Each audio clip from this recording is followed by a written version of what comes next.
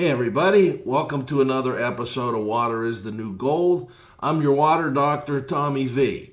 And today I want to talk to you about climate change. Wow, what a polarizing topic. And my headline is sure to raise eyebrows. 5 reasons why climate change is a criminal swindle. Well, I don't really want to get into the politics of this, but climate change is an important topic, and I think it needs a greater discussion than we've had so far. So I'm going to go through 5 scientific reasons, things that we don't talk about a lot, but we should talk about because they are scientifically based. In this business about calling somebody a denier just because they have a contrary thought, that's not a really good idea. It doesn't promote science, and it doesn't help you and I because it hides a lot of information. So without further ado, I'm going to take us to the first of the 5 reasons why climate change is a criminal swindle. Number 1, scientific process. So our first topic is scientific process. This covers a lot of things, but anytime you look at a body of scientific work, there has to be a certain amount of protocol, procedure, from one study to the next. It could be a study about the genetics of oranges to the study of memory foam. However a study is done, there is a scientific process. And when a study doesn't follow all those things, it is really subject to question in the scientific community. One of the first things we hear about climate change is that 97% of scientists agree on this. Well, there's a lot of scientists that I know. I'm a scientist. I work in a scientific field, and nobody's ever asked anybody that I know, and who are these 97%? Do we have a list? Well, of course we don't. And as it turned out that, a lot of that's been debunked. They did ask a bunch of guys who are already working on climate change that happen to believe in it. So, of course, they're going to testify to that. That doesn't mean it's a bad thing, but you have to let the public know that. But what has been done is that this has been presented in such a way that the public already accepted it and said, well, geez, if 97% of scientists agree with this, it must be true. And science is not a consensus. At one time, everyone believed that the world was flat. Not so. At one time, everyone believed that there was actually health benefits to smoking cigarettes. We found out that's not the case. But think about this. From the very beginning of climate change discussions, anybody that raised an objection or contrary opinion was called a denier. And still today, if someone raises a contrary point to climate change, they're called a denier and they're ostracized. But in the real world, in the real scientific world, the guy that's working on something cherishes the scientist who thinks he's full of crap.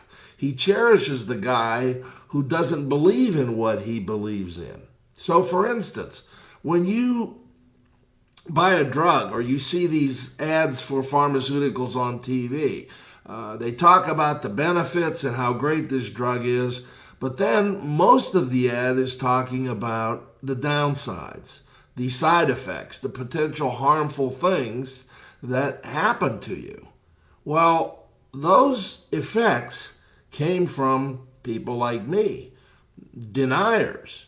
They came from the person who said, wait a minute, if you're going to release this drug, I want to take a look at what it doesn't do. I want to take a look at the harmful parts of it. And in fact, if you purchased a drug and started taking it, how would you feel if after taking it, you learned that all the studies that show the negative effects of this drug were squashed, and these scientists were called deniers? Doesn't work that way. Science can't progress unless it is open. And the other thing about scientific process is we know that there's a lot of study towards carbon dioxide as a cause of climate change. But I would ask you, what other things have been studied? The moon cycles, certainly sun and sunspots, because we've seen increasing temperature on other planets. So the proponent of climate change says, well, the planets are heating up because of something different than the Earth is heating up. But we're in the same solar system, so something's affecting Mars and making it heat up. Well, then it's obviously making us heat up as well. And then what other contaminants have scientists looked at? Why does it have to be carbon dioxide? Why isn't it carbon monoxide or methane or sulfur or any other ocean salinity? There's a million things that you can study, and before you claim something that you're claiming is a scientific fact and we have to accept it, you have to be able to show, look, here is all the other things that we looked at. And because we looked at them and did these studies, we can throw that out and we know for sure climate change is caused by CO2. But there's not that type of body of research, and these conclusions were not done making scientific or using scientific process. Number 2, Boyle's law. Now we want to talk about Boyle's law. What is Boyle's law?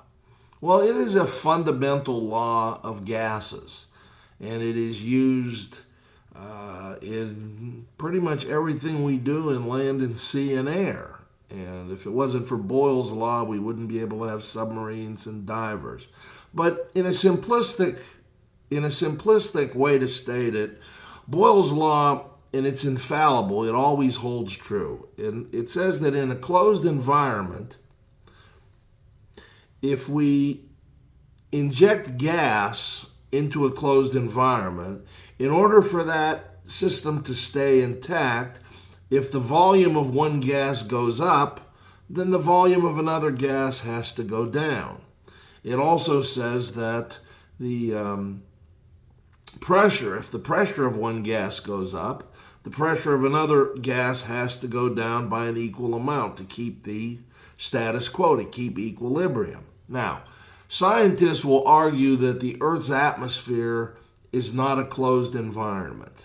And that's not really germane to this conversation, because whether it's a contained atmosphere or it's a container or not, or if it expands or if it's fixed, doesn't really matter, because the laws of gases still apply. So let's accept that we are putting more CO2 into the environment. So we have this atmosphere that encapsulates the Earth. Now, two things happen when you put more gas into something. It either expands like a balloon, or number 2, if it holds its size like a tire, the pressure goes up. But one of those two things has to happen if we are injecting more gas. So if we are putting more CO2 into the environment, forget about that means oxygen has to go down. But if we're putting more gas into the environment, either our atmosphere has to expand like a balloon, or if it stays tight, then the pressure has to increase. And neither of those two things are happening. So you can argue, and again, you can argue and say, well, the Earth's atmosphere is not contained. But if it's not contained, then it should, like any gas that's not contained, just vanish into atmosphere. And then you say, well, we have gravity to hold it in place. Well, okay. Well, gravity's fixed. Gravity doesn't fluctuate. So however the volume of that gas is encapsulated around the Earth, that's not going to change, because gravity all around it is equal. So you can't have it both ways. And people that want to say we're increasing the CO2, then you should be able to either show that the pressure of our atmosphere is going up, the size of our atmosphere is increasing, or that the amount of other gases are decreasing. And none of that has been proven, or I don't even know if it's been looked at, but it makes the whole idea of CO2 infused climate change suspect. Number 3, significant figures. So this reason, significant figures, is really a small part of the conversation, but it's important. Significant figures are a convention of science that tells you in a number, when you see 1.66677302984, how many of those numbers are actually relevant, how many apply. One of the problems in climate change is that we see oftentimes a temperature reading of 42.006937 degrees. And this is entered into the records or into the study. But a lot of this, until around 1970, we didn't have digital thermometry. So it was a guess. And when you looked at these in a glass thermometer, you look at ridges, well,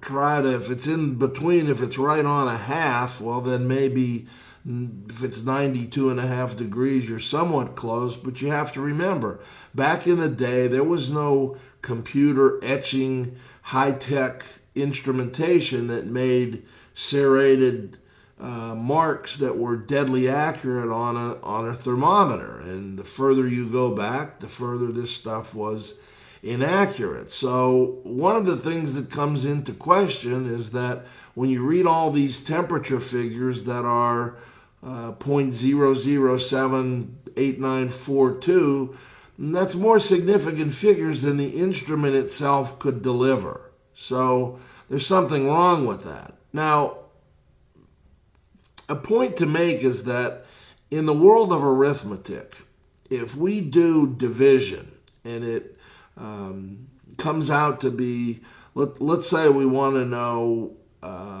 what is the decimal number of 2/3. Well, that comes out to be 0.6666666 to infinity 7. And that number, those figures are accurate because this is an average of a known mathematical entity.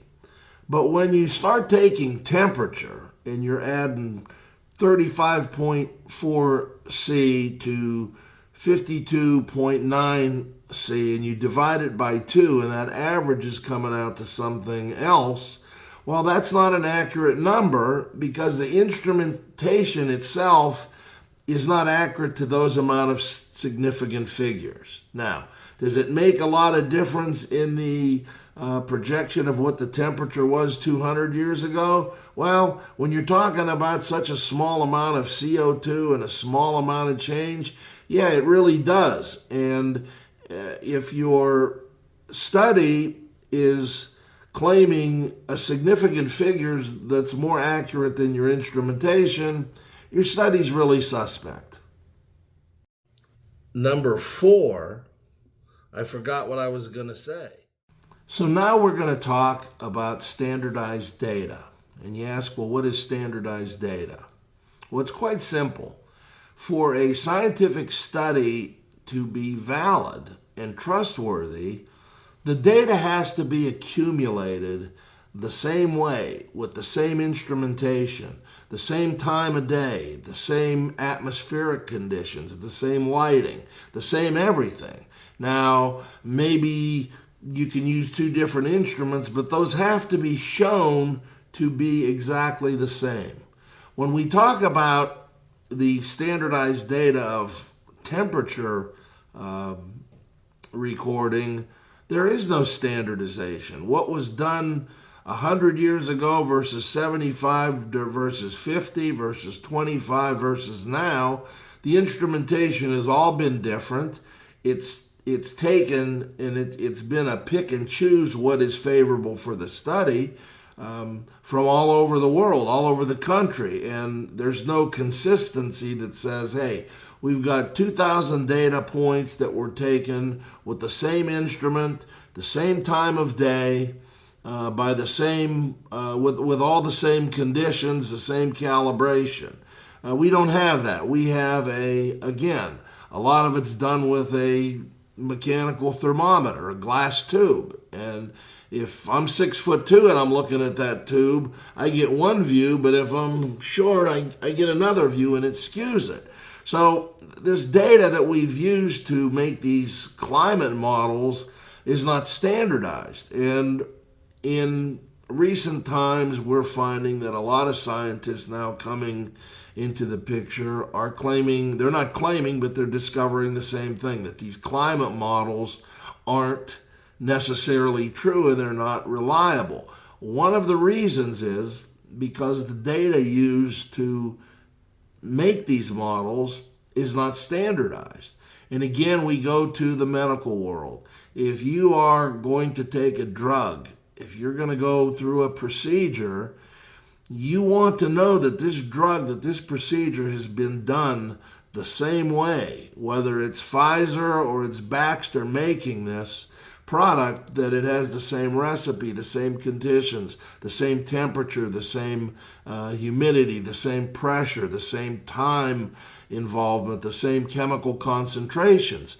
That's standardized data. It's very important in, you find that even in our foods, going to buy a Frito, if you were to go to the Frito-Lay factory, you'd find that there's great amount of standardization in those corn chips. Far more standardization than we have in climate change models, which we're making decisions about energy and travel and a whole host of other things that affect our lives. And we're making this on data that's not as standardized as a Frito corn chip.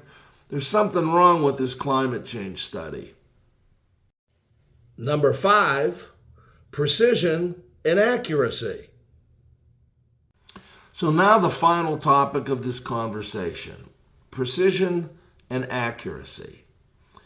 One of the criticisms of climate models is that we don't have accurate numbers, and there's no way of telling if someone was anecdotal. They're on the telephone saying, hey, I was 104 today, we got you beat, it's 105, when actually it was 103. And then you have a lot of potential errors in measurement. And this happens with anything we do. This is not a criticism of people that have been involved in the climate industry, but in any endeavor, in our own, calculating our checking account, we have errors. So when faced with the criticism that the data is not precise and accurate, when we can't trust it because there's highs and lows and mistakes, climate scientists have come up with the explanation that because we have taken so many hundreds of thousands of numbers, because the model is so large, that takes care of the occasional highs and lows and the bad readings. And that seems to make sense, but when you look at precision and accuracy, you say that it doesn't make sense, because a large number of samples will help your precision, but it doesn't help your accuracy. So, for example, imagine, I like to bowl, and I want to find out what my real average is. So I bowl 500 games, and I don't have a digital counter, but instead I hire 5 people, very smart, great eyesight, and I ask them to record my bowling score. And I ask them to, before they write it down, to confer with each other, so that if I got a 9 and a spare, that they all 5 write down a 9 and a spare. Now, you would think that that's going to really define my average, right? Well, not necessarily so. Let's inject that they're only measuring, they don't know anything about bowling, they just know about accuracy of or the preciseness of the measurement and making sure they put the right numbers down. But they don't know anything about bowling. So what we have them do is take my average in game total for 9 frames. But bowling can be as many as 12 frames, and in the 10th you get extra frames. So I bowl my 500 games. These 5 individuals record very, very precisely, and their numbers all are right on. At the end of this, they come up with an average number. And you say, well, because of the vast number of games and recordings, this has to be accurate. But it's not accurate because my average is going to be higher because I've bowled anywhere from 1 to 3 more frames than they accounted for. So this is the difference between precision and accuracy. Great numbers of samples help your precision, but it doesn't make your study necessarily accurate. That accuracy comes from what we talked before: proper amount of significant figures, standardized data, and doing things the same way and doing them the proper way. So this brings me to the end of my climate change critique. And I want to tell you that I'm not a denier. The climate is changing, and it's always changed. You can't find a time in our history when climate's not changed. The problem I have is that a lot of these models and a lot of these assumptions are incorrect. And while the things I've brought up don't disprove that carbon dioxide is causing climate change, the studies that have been done so far also don't prove that CO2 is the cause of climate change. So if we're going to study climate change, and if we think that man can affect climate change, which I don't believe, but let's say we do believe that, then the studies have to become standardized. We have to understand precision versus accuracy, and we have to start looking at other potential reasons and listening to the naysayers, because again, without the naysayers, all those negative effects of your pharmaceuticals, you would never know. So until this climate change discussion opens up, I think it's basically a criminal swindle. So I thank you again for tuning into one of my videos. I hope you take a look at my website, wateristhenewgold.com. I hope you subscribe to this channel, but even more importantly, I hope you look at some of my work, some of my videos. I'd love to hear your questions, and I certainly would like to hear your comments. So remember, water's the new gold.